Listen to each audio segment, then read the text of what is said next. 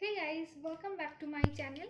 हम इस वीडियो में बात करेंगे जो भी CHSL का नोटिफिकेशन आए हैं उनके बारे में। बिगिनर कैसे स्टार्ट करें CHSL के लिए अपना प्रिपरेशंस।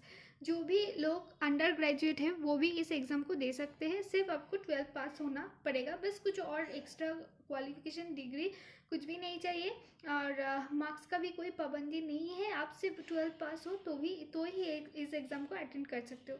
तो देखिए, अभी हाल ही में नोटिफिकेशन जो है आउट हुआ है। आपका एप्लीकेशन जो स्टार्ट होने वाला है वो 1 फरवरी 2022 मतलब स्टार्ट हो चुका है। और एप्लीकेशन का लास्ट डेट है आपका 7 मार्च। अब देख सकते हो 2022 का। एज लिमिट की बात करें तो 18 to 27 ईयर्स होता है एज लिमिट। इसके बाद हम पैटर्न पे थोड़ा सा बात कर दें। 3 फेज में ये एग्ज़ाम जो है होता है। आप देख सकते हो एग्ज़ाम पैटर्न में फर्स्ट एग्ज़ाम जो होता है यानी कि टायर 1, ये मई में होगा। ठीक है, अभी भी कोई एक पर्टिकुलर डेट नहीं दिया गया है कब से होगा, लेकिन ये मई मंथ को होगा। तो टायर 1 में 100 मार्क्स का 100 क्वेश्चंस आते हैं। 200 मार्क्स का क्वेश्चंस होता है, मतलब एक क्वेश्चन के लिए आपको 2 मार्क्स दिया जाता है। आपको टोटल 60 मिनट्स टाइम दिया जाता है। कोई आपका सेक्शनल टाइम नहीं होता है, सेक्शनल कट ऑफ भी नहीं होता है। और इसमें 4 सब्जेक्ट है। इंग्लिश है, जनरल इंटेलिजेंसी है, क्वांटिटिव एप्टीट्यूड है, जनरल अवेयरनेस है।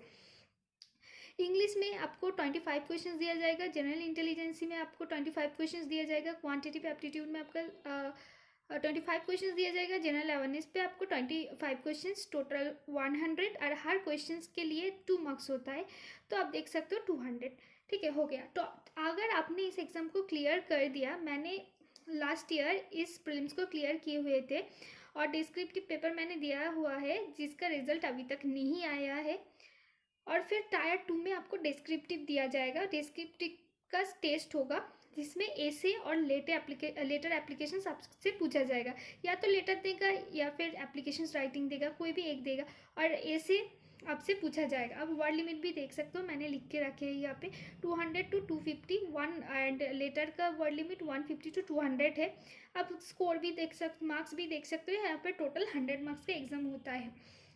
अगर आपने इस एग्ज़ाम को क्वालिफाई कर लिया तो आपके लिए टायर 3 है जिसमें स्किल टेस्ट होगा। स्किल टेस्ट में आपको सिर्फ पास होना पड़ेगा, बस ज़्यादा मार्क्स आने से कुछ नहीं होगा। ये बस क्वालिफाइंग इन नेचर है, मतलब इसमें सिर्फ आप पास हो जाओ। असली एग्ज़ाम में जो मार्क्स आपको रखना पड़ेगा बहुत ज़्यादा, ये 2 सब्जेक्ट में, ये 2 टेस्ट में, टायर 1 टायर 2 में रखना पड़ेगा। यहाँ पे बस स्किल टेस्ट होता है। उसके बाद बात करते हैं क्या स्ट्रैटेजी होनी चाहिए आपको। मैं जो भी आपको सोर्स बताऊंगी, कहाँ से पढ़ना है, कहाँ से मॉक देना है, सारे फ्री, मैं आपको फ्री सोर्सेज बताऊंगी। कोई भी पेड सोर्सेज की ज़रूरत नहीं है।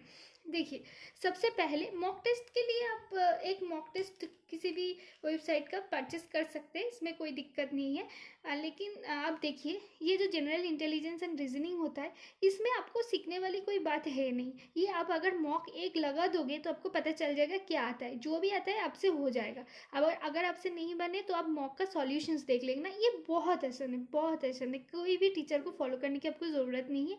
सिर्फ आप 2-3 मॉक लगाओ, आपको आइडिया लग जाएगा क्या क्या है इसमें। ठीक है, तो अब मैं एक बार बता देती हूँ। क्लासिफिकेशन से एनालॉजी है, कोडिंग डिकोडिंग है, paper folding method, matrix, word formations, Venn diagram, directions and distance, blood relations, verbal reasoning, non verbal reasoning, sitting arrangement, ये बैंकिंग पैटर्न में आ रहे थे। मैं थोड़ा शॉक था क्योंकि एमटीएस में थोड़ा बैंकिंग पैटर्न में दे दिए थे इन लोगों ने।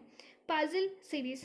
आप क्वांटिटिव एप्टीट्यूड की बात करें, देखिए क्वांट सबकी अच्छी नहीं होती है, ये तो जाहिर सी बात है। लेकिन इसके लिए आप टीचर को फॉलो कर सकते हैं, मैं बता दूंगी। पहले डिस्कस कर लेते हैं क्या क्या है इसमें। सिंप्लीफिकेशन है जो कि आपसे हो जाएगा।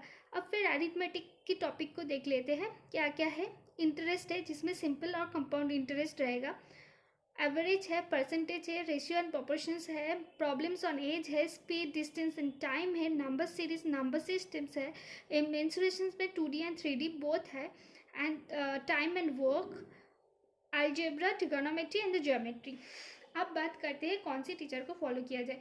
अब अभिनय शर्मा सर को फॉलो कर सकते हैं, गगन प्रताप सर को फॉलो कर सकते हैं। इसके लिए आपको ये लोग अविनाश शर्मा सर अनअकैडमी में पढ़ाते हैं और गगन सर का खुद का करियर विल एक ऐप है, वहाँ पे पढ़ाते हैं। आप चाहे तो इनका पेड कोर्स परचेस कर सकते हैं। अगर नहीं करना चाहते तो भी कोई बात नहीं, फ्री यूट्यूब सेशंस उन लोगों का वो सेम ही चीज़ पढ़ाते हैं, कोई फ़र्क नहीं होता है, बहुत अच्छे से वो फ्री में भी पढ़ाते हैं। तो आप उनका यूट्यूब चैनल का देख सकते हो। आप don't run after two many sources.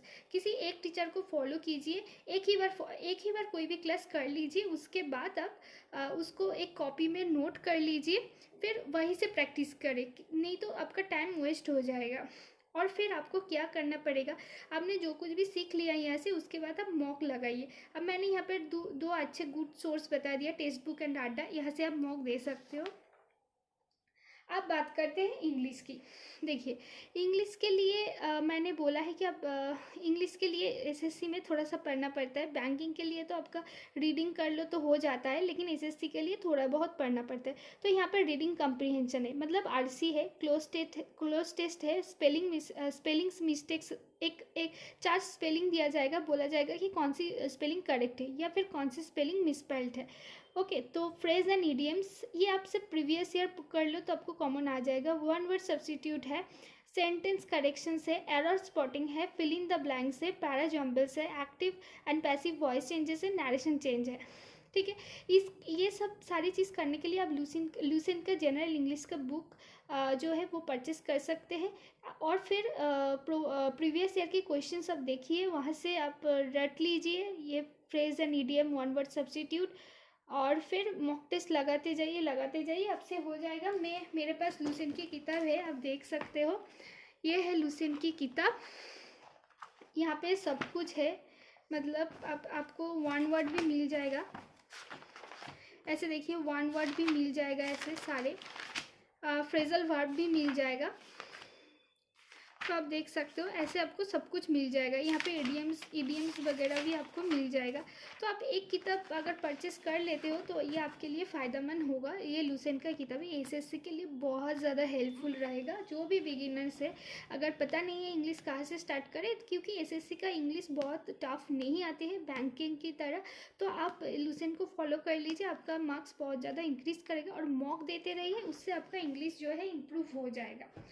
उसके बाद बात करते हैं सबसे टफेस्ट चीज़ का, जो कि जनरल अवेयरनेस है। कहाँ से कब क्वेश्चंस दे रहे हैं अब तो कुछ पता ही नहीं चल रहा है, लेकिन बैंकिंग में एक पैटर्न है, सॉरी एसएससी में एक पैटर्न है कि आपको हिस्ट्री से 2 क्वेश्चंस पूछा जाएगा, पॉलिटी मतलब कॉन्स्टिट्यूशन से 2 क्वेश्चंस पूछा जाएगा, जनरल साइंस से 3 जनरल साइंस का है तो 6 क्वेश्चंस पूछा जाएगा, जियोग्राफी से 2, करंट अफेयर्स से कुछ 4, 5, 6, 7। अभी तो करंट अफेयर्स का प्रोपोर्शंस थोड़ा बढ़ा दिया गया है, जो कि अच्छी बात है आपके लिए। इकोनॉमिक्स से 2, स्टैटिक जीके से भी कुछ क्वेश्चंस 2-3 क्वेश्चंस दिया जाता है। ये जीके आप कहाँ से पढ़ें? देखिए, अगर आपकी बेस क्लियर है तो सीएचएसएल में जीके बहुत बड़ा रोल प्ले करता है, क्योंकि बहुत लोगों को जीके में 50 आउट ऑफ 50 भी मिल जाते हैं। तो क्वेश्चंस, बाकी क्वेश्चंस ईजी होता है, तो इंग्लिश, मैथ, रीजनिंग में लोगों को अच्छे मार्क्स आ जाते हैं, लेकिन जीके यहाँ पे रोल प्ले कर देते हैं, गेम चेंजर है जीके। तो आप लूसेंट की जीके बुक फॉलो कर सकते हैं। बैंकर्स अड्डा, सॉरी मैंने स्पेलिंग गलत लिखे थे, बैंकर्स अड्डा फॉर करंट अफेयर्स के लिए आप बैंकर्स अड्डा की सोर्स को फॉलो कर सकते हैं।